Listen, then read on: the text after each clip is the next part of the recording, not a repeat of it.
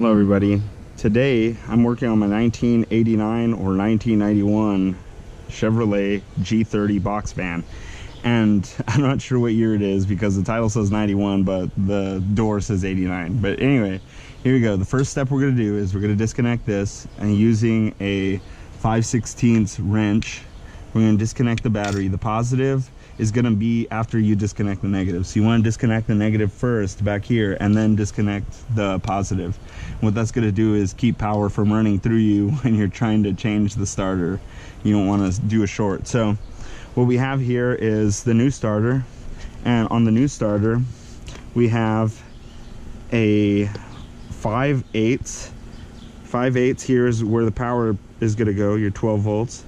So the big power cord is going to go here, and then on the smaller one we have this little nut. I'm not sure what size this one is. It's a 7mm.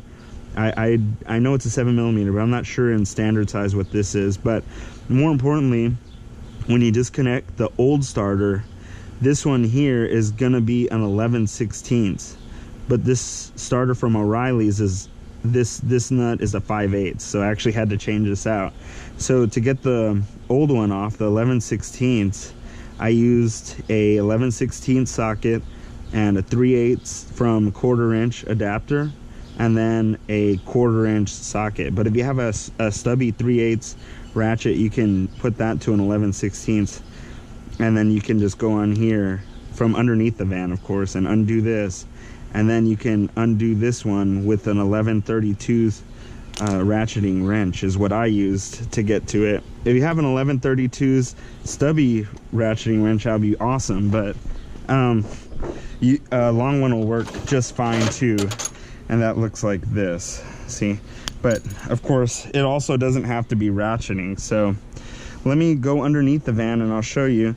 What we want is emery paper or sandpaper to clean off the connections, because you never want to just put your crappy connections that are all dirty or rusty, however you want to call it, corroded, back on. So I have this thing, a Milwaukee rotary tool here, but you don't have to use Milwaukee. You can use whatever you want. You know, this thing will clean up the connection real good.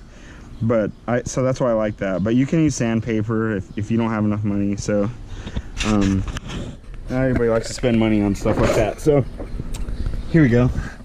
Going underneath here, we have these two bolts here, see, that hold on the starter. So let's see, right here. So that one is going to be a 14, and then this one's going to be a 15. The one closer to the driver's side is a 15, and the one closer to the passenger side right there, that one's a 14. So now you'll see the connections here. See, that one's real nice and shiny there. I cleaned that one up real good. And then your other one is gonna be, let's see, right here. This one is the one that goes to the power. That's the one that when you disconnect the 11/16, it's this one. It's gonna come off of there. So you just pull that wire off, and then once you undo these bolts, the starter will fall down, and then you can put the new starter on using the 14 and 15mm original bolts came with it, because mine didn't come with replacement bolts. So all right, thank you for watching the video. Comment, like, subscribe, and have a great day.